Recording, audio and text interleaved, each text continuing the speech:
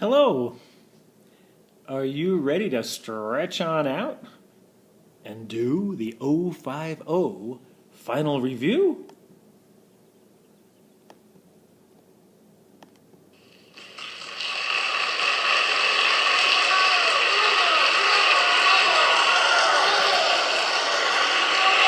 All right.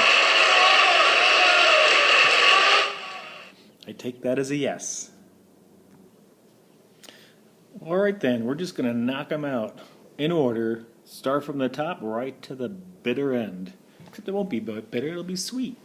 So let's look at this one. We're supposed to evaluate this by performing the operations in the appropriate order. Order of operations.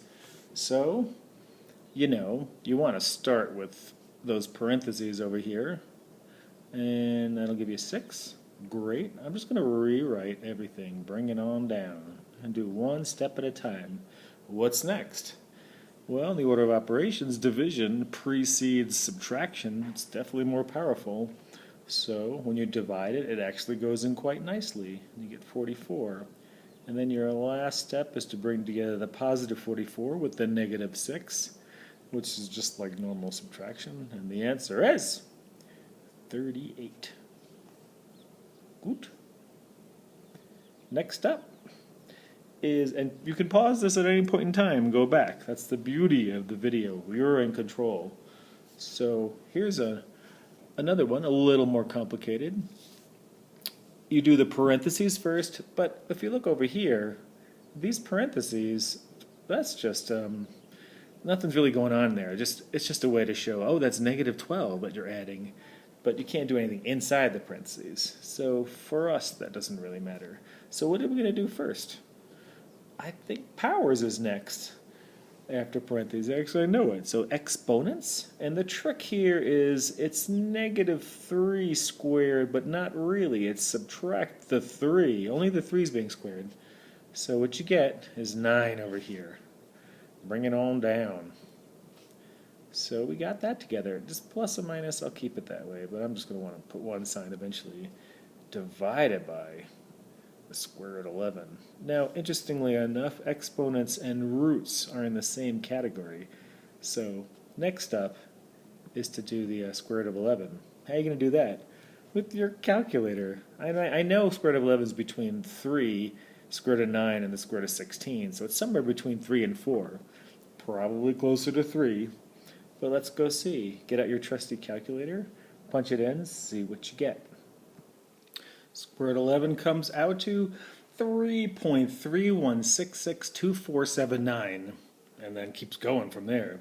So, as the question comes up, how far should we take it? And looking at all my numbers, they're all whole numbers, everything else. Integers, so I think just one extra place is fine. Look at the rest of the numbers and then take it one more degree of specificity. So what we'll do is it rounds to 3.3.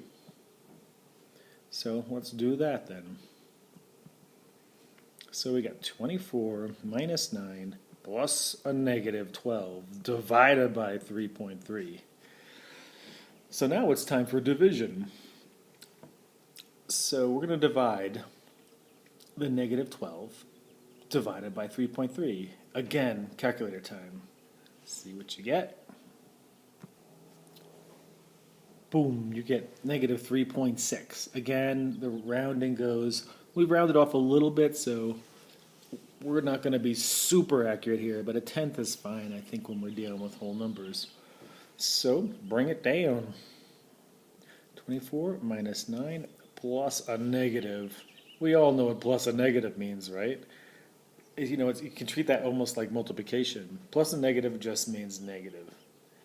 So we got 24 minus 9 minus 3.6. So it's all add, subtract now. Combine the positives, combine the negatives. I like to combine these two negatives first. So it's minus 12.6. Bring down the 24. It's getting a little squished here for a grand total of 11.4. Good enough for me. If you got really close to that, that's okay. if you got like 11.3 dot dot dot dot or 11.5, that's close enough because we rounded. We've lost a little bit of the supreme accuracy. So there you go. Next. This next problem, number 3, is about this biology test. What we have here is a percent increase problem. You got 25 questions, a student got, and then on their second try, they got 34 questions right. What was their percent increase in terms of the amount of correct questions? So we're going from 25 to 34. People mess this up because they don't know what goes where. First, you got to get, here's the deal. It's the amount of increase over what you started with. So the amount of increase is, well, from 25 to 34 is 9. And the original, what you started with, which is like a timeline, well, the student, he or she, started with 25 questions. So there was an increase of 9 from the 25. And what is that in terms of a percent? And the answer is 0.36 when you do 9 divided by 25, which is 36%. Good. Similarly, we have the percent decrease problem. This is number 4. And this one's about switching providers. The phone bill went from $50 a month to $42 a month. What was the percent decrease? Very similar. Started with 50, went down to 42, so it's sort of a negative direction. But we just call it, like, we just treat it as like sort of an absolute value. We'll just say, what's the difference from 50 to 42? And that's an 8. Since we're calling it decrease, the idea of negative is built in to the words. So it's gone down 8, started from 50. Again, it's like a timeline. Where was it before? That's what you started with. That's the original. Turn that into a percent. Well, it's out of 50. You could divide 8 by 50, or you could say, well, that's the same thing as 16 over 100. And that's what 16% is. So that's cool to notice that fractional stuff. But often you have to just divide it. And if you just divide 8 by 50, you're going to get in the same place. You're going to get 0.16. And then, which same thing, 16%. No matter how you slice it, it's still baloney. Alrighty, here we have a conversion problem. Remember those way back when? And here we have, we want to change feet into miles. So, of course you need to know what is that conversion thing, ratio, because this isn't all about ratios. So we're going from feet to miles. So I happen to know, living where we do, that 5280 feet is 1 mile. So how are we going to use that? You know, the big problem with doing conversions is, do I multiply or divide? That's basically, you're either going to multiply or divide. Which one is it? So a tried and true method is set it up as fractions. I know you guys love fractions, but it's ratios actually.